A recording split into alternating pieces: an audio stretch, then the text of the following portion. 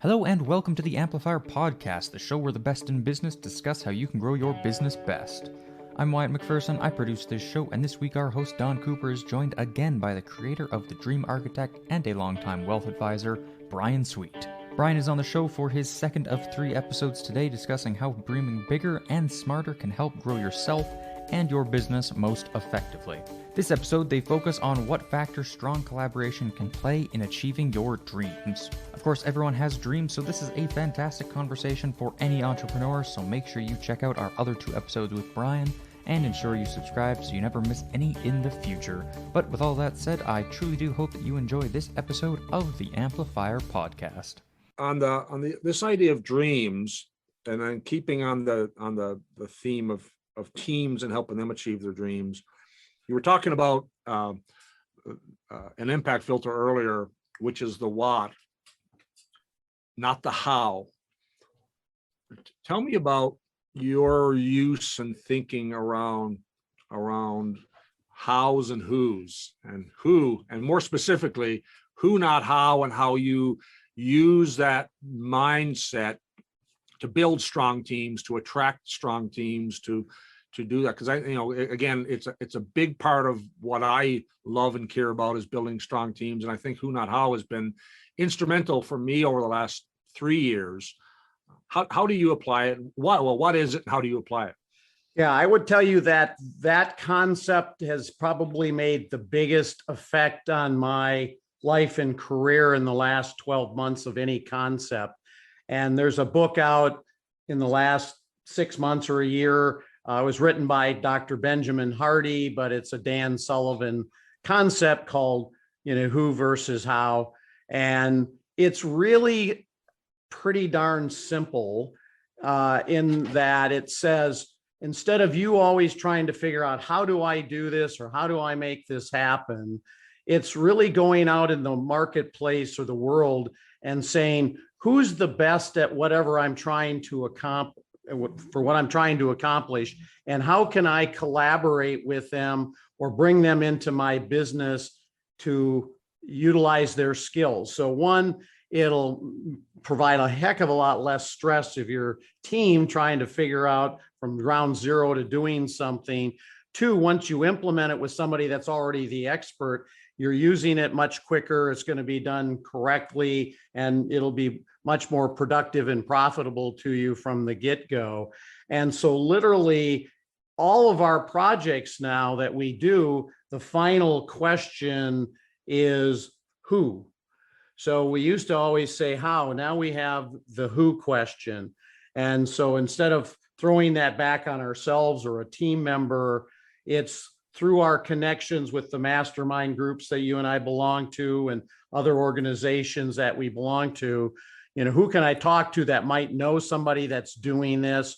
Or do I already know somebody in one of these groups we belong to that I should touch base with to see if they, can be that person we could collaborate and help each other both get better. And, instead of this 10% better concept, maybe turn it into a 10x better concept. Obviously Dan and Ben, both friends of ours, Yep. who wrote the Major Market book.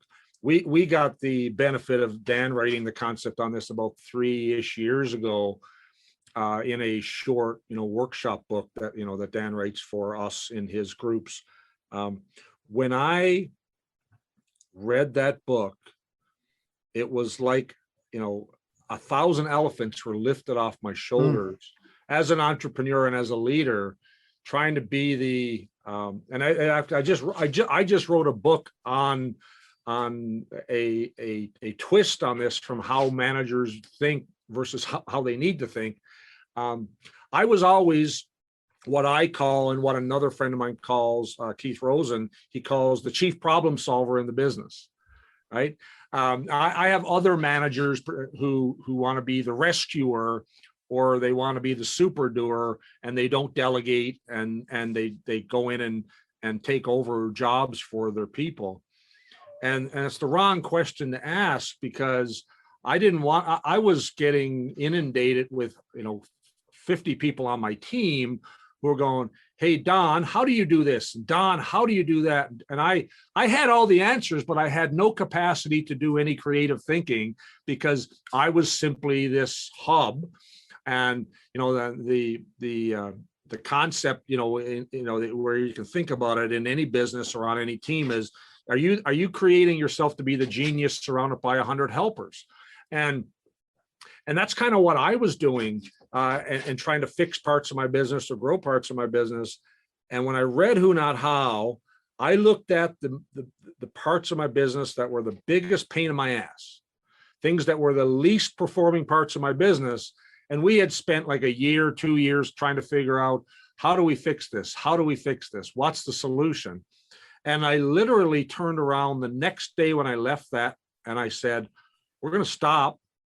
I'm going to look at who out in the world is the best person that I can hire who can solve this 100 times better than me. And we've done this in 2 or 3 areas of the business over that time frame. Here's the crazy thing that happened.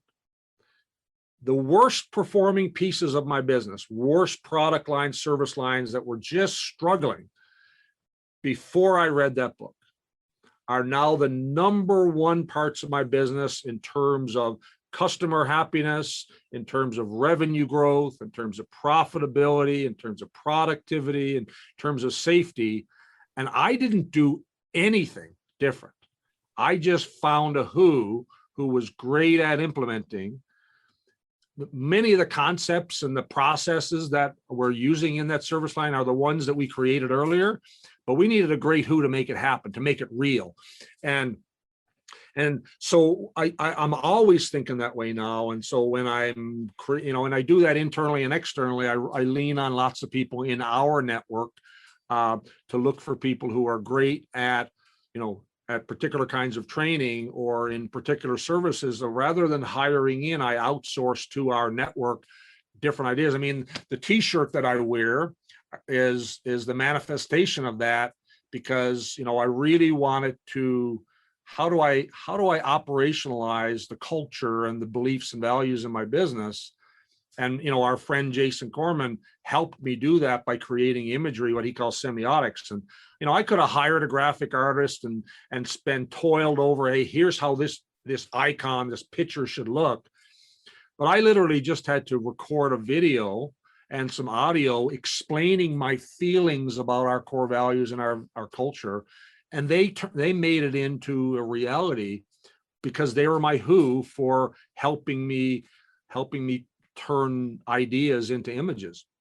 Done that with, I wrote, I wanted to share a marketing concept, and I co-wrote a book with Dean Jackson. And Dean was my who to help me get those ideas out about how we apply attracting customers in the industrial space. All of those were examples of who, not how. I still, and I'm curious how you do this, or who the who's are that help you do this.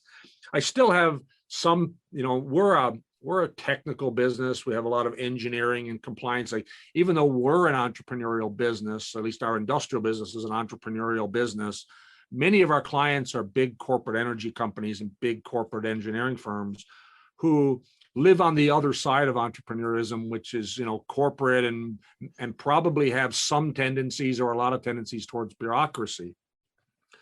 And so a lot of my team live on that line of entrepreneur and corporate world. And so they still try to get in the trenches and grudge out the hows in areas of the business where they're not the right who. And they keep trying to how it, and they struggle. How have you applied who, not how to your team for them to think that way about problem solving? Really, really good points, Don. I think spending a lot of time teaching or trying to get them to understand the concept is extremely helpful. We bought lots of copies of Who versus How. So we give it out to all our business clients or anybody that we feel can benefit from the concept. And I've read the book 3 or 4 times, and I always pick up something new.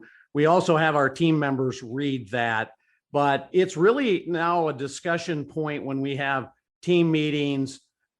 It comes up in all the discussions when we're looking at accomplishing different projects. And as I mentioned earlier, our last question we have when we're working on something is who. And so we found it's just really keeping it front of mind in front of your team, helping them understand the benefits. And when you have a success where you've used a who and brought somebody in, making sure you use that as an example with your team to say, here's what we did, here's the who we got, here's the benefits that it delivered, here's the time it saved, or here's the ramp up speed we increased by, or whatever it happened to be.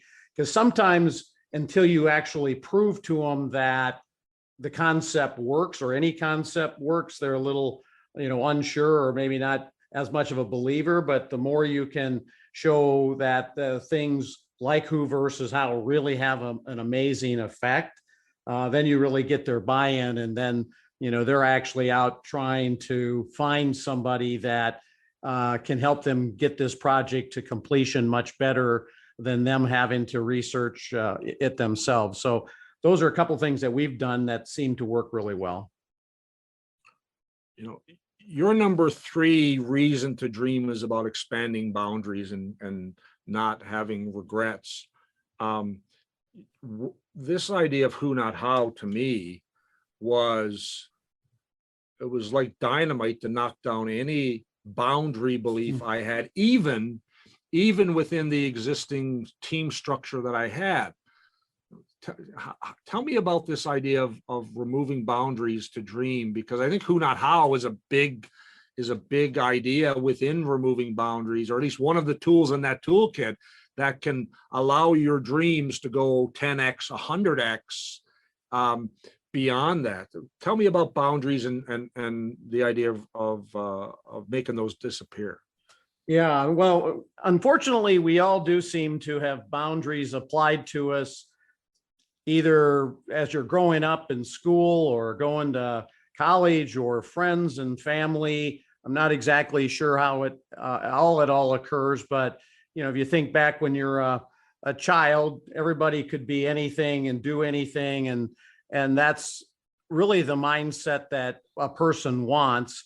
And so being aware that there are these boundaries and trying to create these methodologies that help you get through them. And there's a lot of great books on that topic. We were just talking about one, before the podcast started, is just so important. And I've just found that particular concept, who versus how, I think the big thing for a lot of people that aren't fortunate enough to maybe have the network of people that you could ask questions to find out, who might be that right person. I think that's maybe a limiting factor, but we all have somebody that we can ask and that knows somebody else to help us. But yeah, I totally would agree with that, Don, that if you get the right people together on any type of project and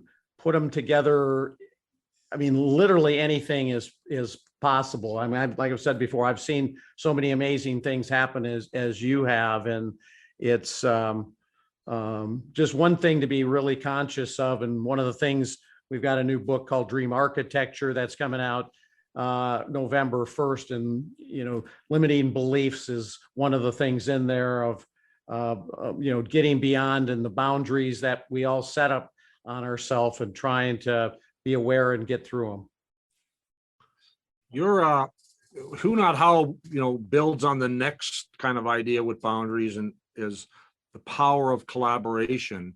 Now you're in a no boundaries collaboration sort of version with Strategic Coach, called this Free Zone Frontier.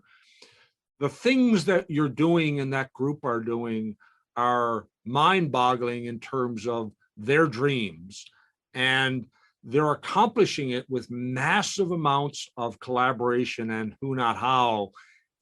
tell me about the idea of, because I'm doing it as well, not on, and I've already got 10 other collaborations planned. And what's fun about it is these are ideas that I have where I bring my piece of the puzzle in terms of a what that I want, but then we're pulling together other people who have the right skill set in different areas. And I think it really makes your dreams boundless when you do that. What are you doing and what have you learned about collaboration with big dreams? Yeah, the program you're referring to is called the Free Zone, and it's literally all about how to develop collaborations with other individuals so that you can take like your business and another business and combine them and have a 10x or bigger multiplier. And it doesn't require literally you doing anything different, but it's bringing your expertise and another expertise together.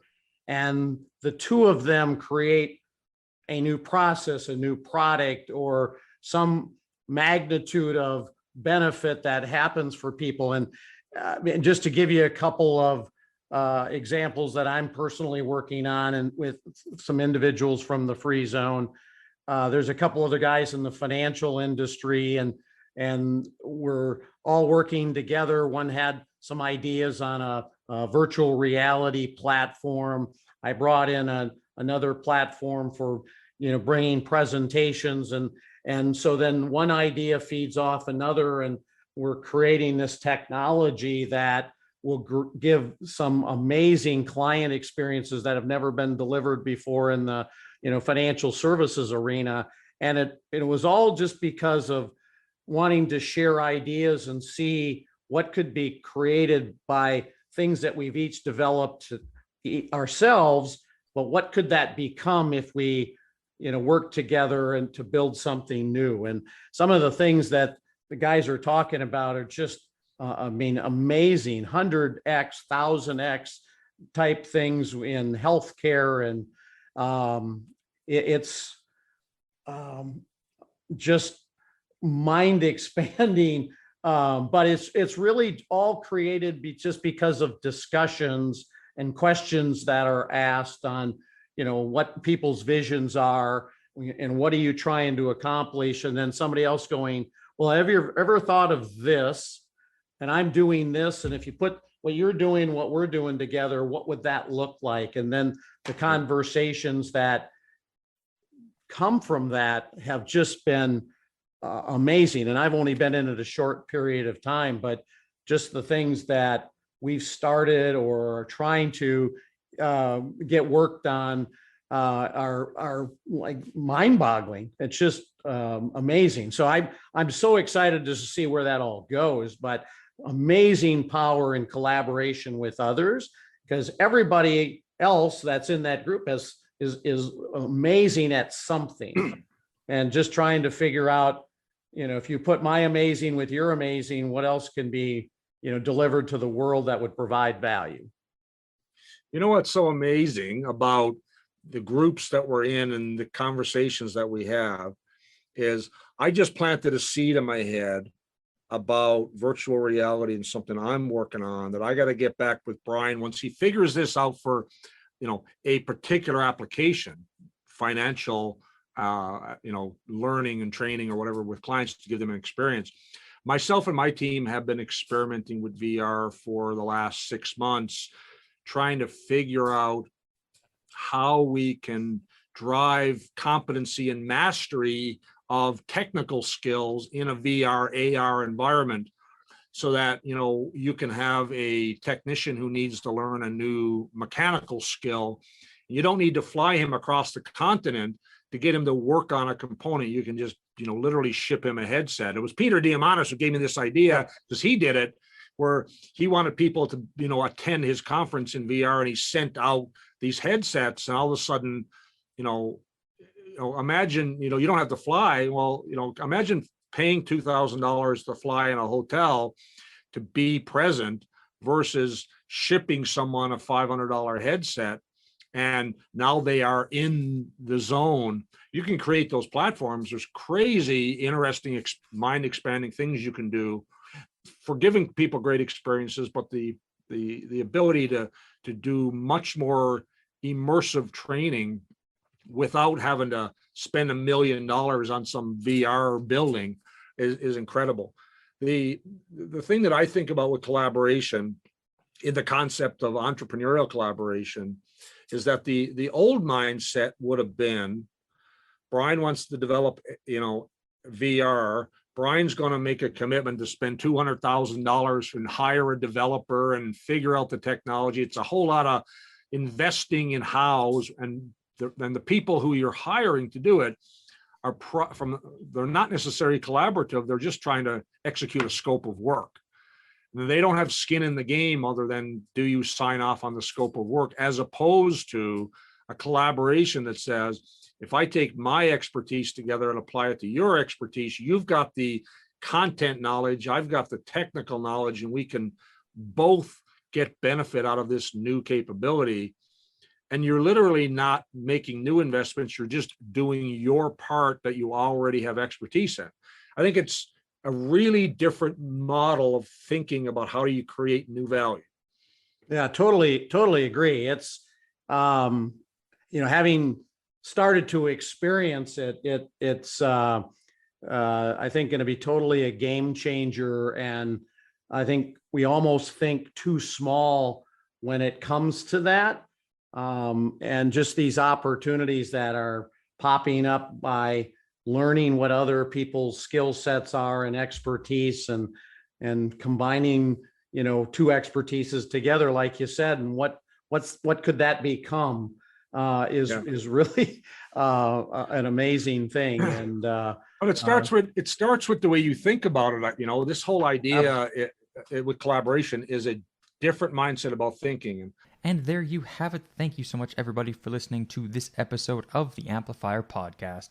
If you'd like to get in touch with either Don or Bryan, or find out more about what they do, then you can do so anytime by following the links in this episode's description. Make sure you leave a 5-star rating. It truly does help us out a lot, and be sure to subscribe so you never miss any future episodes. But with all that said, I thank you so much for listening once again, and we shall see you next time on the Amplifier Podcast.